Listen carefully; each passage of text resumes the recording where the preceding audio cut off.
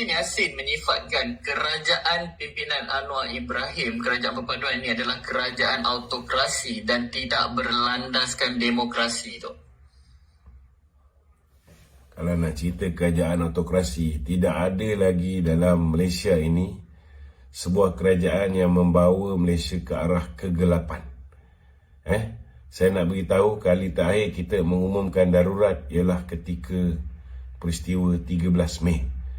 Tetapi di sepanjang masa zaman kegelapan Muhyiddin, disebabkan untuk mempertahankan kedudukan beliau sebagai Perdana Menteri, negeri Perlis yang angka COVID begitu rendah pun, satu Malaysia dia daruratkan.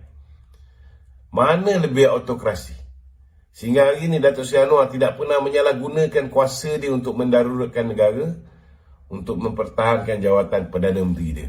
Tetapi Muhyiddin menggunakan kuasa dia sebagai Perdana Menteri untuk meminta Yang di-Pertuan Agong mendaruratkan negara ni demi kepentingan temolok peribadi dia untuk mengekalkan jawatan Perdana Menteri. So tak payah duk sembang lah. Dan bila dia jadi Perdana Menteri, bila dia umumkan darurat, kita lihat bagaimana beliau telah pun menggunakan duit negara sewenang-wenang, sesuka hati bapak dia. Dia telah gunakan duit negara, duit pembayar cukai tanpa dibawa masuk ke dalam parlimen untuk diluluskan. Dengan hari ini terbongkarnya apa yang dipanggil sebagai projek Jana Wibawa, skandal Jana Wibawa. Bagaimana nama Jana Wibawa tu bagus, untuk orang Bumi Putera, orang Islam.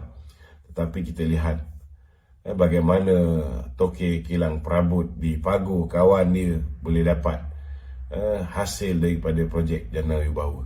Hari ini sudah dihadapkan ke muka pengadilan dan mereka semua sudah didakwa. Kita tunggu masa saja dijatuhkan hukuman kelak, insya-Allah.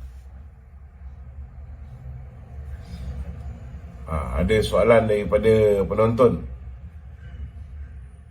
Silakan, Tok Mi. Assalamualaikum warahmatullahi wabarakatuh. Waalaikumsalam. Ya, Tok Mi. Saya ambil kesempatan lah. Kebetulan tengok Datuk Lokman live ni. Sebab kebelakangan ini saya lihat kelantangan daripada Ketua Pemuda UMNO Malaysia dengan mengkritik pentadbiran kerajaan perpaduan dan mendesak Perdana Menteri untuk memecat beberapa menteri yang gagal menjaga sensitiviti mengenai pengiktirafan makanan dan sebagainya. Ulasan daripada Datuk bagaimana? Bagi saya lah, kita bagi peluang kepada Dr. Kamal ni untuk matang dalam politik lah. Bagi saya, adik kita ni masih belum matang dalam politik, selalu sangat jam degan. Saya yakin ada hidden agenda. Saya yakin ada hidden agenda. Ada orang di belakang dia. Kita pun tahu tak mudah untuk beliau sebagai hanya seorang Exco Kerajaan Negeri untuk handle pemuda. Kos dia tinggi. Dan kita pun tahu yang mampu untuk bantu beliau ni Hishamuddin Tun Hussein kan. Jadi kalau misalnya banyak sangat agenda-agenda Hishamuddin Tun Hussein ni yang diperkasakan oleh Ketua Pemuda ni, bagi saya tak heran. Saya tak heran. Sebab kita pun tahu sangat Hishamuddin ni macam mana modus operandi dia.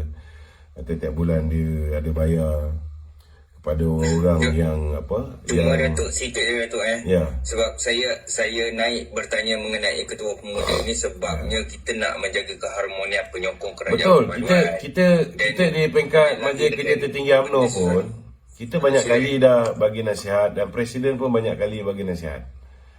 Tapi nampak gayanya tak jalan. Memang tak jalan. Kita pun, takkan semua orang kita nak pecat. Bukan semua orang kita boleh buat macam tu kan. Beliau cuba nak menampakkan bahawa kenyataan-kenyataan yang beliau keluarkan itu seolah-olah macam beliau ni nak membawa satu aliran pemikiran yang berbeza berbanding dengan orang-orang lama dalam politik UMNO ni, supaya setidak-tidaknya masih mendapat sokongan orang muda dan sebagainya. Tetapi setiap kali benda yang dibangkitkan tu memang mengeruhkan hubungan di kalangan kerajaan perpaduan itu sendiri. So saya tak faham lah kenapa beliau lebih nak utamakan untuk menjayakan agenda-agenda yang dekat dengan jiwa Perikatan Nasional ini berbanding dengan agenda untuk memperkukuhkan kedudukan kita bersama dengan rakan-rakan kerajaan perpaduan. Kalau dia nak smash orang macam Tony Pua, dia nak smash orang macam Ramasamy ke Lim Kit Siang ke, yang kita tahu mereka ni pun ada agenda untuk merosakkan DAP, kan? Kita boleh faham, tapi kadang-kadang yalah, benda yang tak sepatutnya dia nak desak, kan? So tak mudah lah untuk kita faham Akmal ni, tapi daripada body language beliau ni saya faham sangat lah, kan? Saya faham sangat. Saya anggap ini semua agenda Hishamuddin Tun Hussein lah. Tak lebih daripada itu. Okey? Okey, baik. Okey. Terima kasih, Tok. Sama. Okey Tok, itu saja Tok soalan studio untuk hari ni Tok. Kita layan kita punya Okey. pendengar. Anak syarikat Kerajaan Negeri Kedah tidak dibayar gaji tertunggak. Saya rasa kita ucap tahniah kepada rakyat negeri Kedah kerana kita dah beritahu banyak kali bahawa Sanusi ni memang tak boleh handle. Pasukan bola sepak pun tak berbayar, kan? Anak syarikat kerajaan negeri pun tak boleh bayar. Mereka tak boleh takbir, tapi kita lihat orang Kedah bagi juga, kerana sikap Sanusi ni digemari oleh rakyat Kedah. Jadi hari ni rakyat Kedah kena tanggung lah, kan? Saya harap ini menjadi pengajaran kepada orang Kedah. Bila kita nak memilih kerajaan, kita bukan pilih kerajaan kerana ianya dipimpin oleh badut sarkas, kan? Kita nak pilih kerajaan bukan kerana orang ni boleh maki orang kepala bapak kau dan sebagainya. Kita nak pilih kerajaan bukan kerana orang ni kedebe ataupun berani tak tentu pasal sampaikan Sultan Agung, Raja-raja Melayu pun nak dihina keturunannya, kan? Bukan macam tu, kan? Bila kita nak pilih kerajaan, kita kena pastikan kerajaan yang boleh mentadbir sebuah negeri. Kalau anak syarikat kerajaan negeri pun tak berbayar gaji dia, so jangan salahkan orang lain. Salahkan orang Kedah yang telah mengundi PAS, kan? Bagi saya simple saja. Hadaplah. Ini semua keputusan kamu. Kita dah cakap banyak kali. Kita pergi berkempen di Kedah untuk berikan pemahaman kepada rakyat negeri Kedah, dan orang negeri Kedah mengambil keputusan untuk mengekalkan Sanusi. Walaupun pelbagai perkara yang beliau lakukan, kebobrokan beliau dan sebagainya, mereka bagi juga. Hari ini telanlah, telan bulan-bulan apa yang kamu undi. Kita tak boleh nak jawab apa, sebab kita tak boleh campur tangan urusan Kedah. Biar orang Kedah menyelesaikannya. Tapi malangnya, mungkin lagi 4 tahun ataupun 4 tahun lebih, barulah tuan-tuan boleh membetulkan keadaan. Okey? Baik. Seterusnya adalah rakyat mengeluh dengan kenaikan harga makanan di pasar Ramadan tu. Ya. Tinjauan yang dibuat oleh media peniaga terpaksa menaikkan harga kerana kos barang yang mahal dan meningkat. Pandangan tu? Pada pandangan saya lah, pada pandangan saya, ada certain barang memang harga dia meningkat. Itu kita tak boleh nafikan, kan? Tapi kadang-kadang peningkatan itu juga berpunca daripada gaya hidup. Berpunca daripada gaya hidup. Ada orang dia pergi ke apa? Dia pergi ke pasar Ramadan, kan? Tapi contohnya lah, kalau dia beli air kopi, kan? Air kopi, dia tak nak beli air kopi yang murah, yang harga RM3, RM3.50. Dia nak air kopi yang standard dia kurang-kurang pun macam Starbucks, kan? Yang itu RM10 pun dia sanggup beli. So itu bukan peningkatan kos harga hidup, itu peningkatan kos gaya hidup. Kalau kita tengok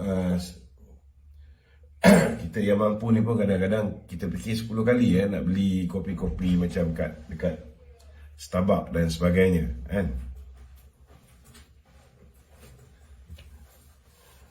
Ini peguam saya sedang Logan. Kam.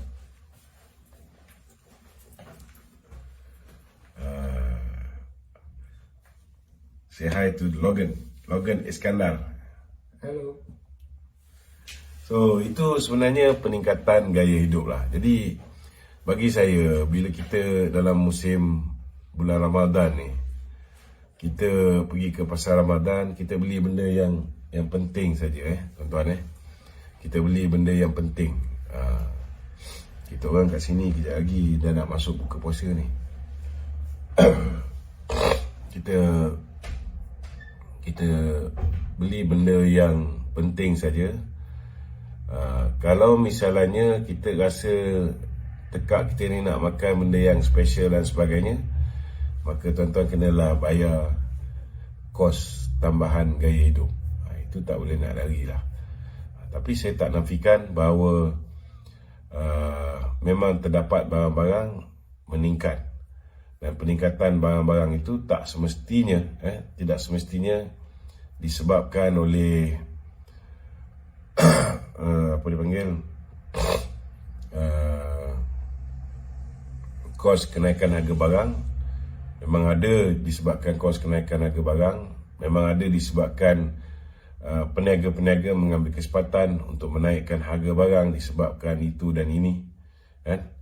Tetapi dalam masa yang sama juga, sebagai pengguna, kita mempunyai kuasa menentukan harga barang.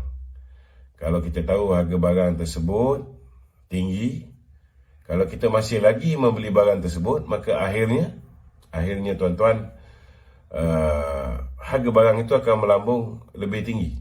Dia tidak akan turun.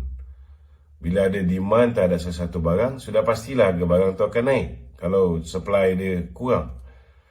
Tapi kalau kita cari alternatif kepada barang tersebut, maka demand terhadap barang yang biasanya kita gunakan itu akan menurun, dan akhirnya harganya mungkin akan kembali kepada harga yang berpatutan.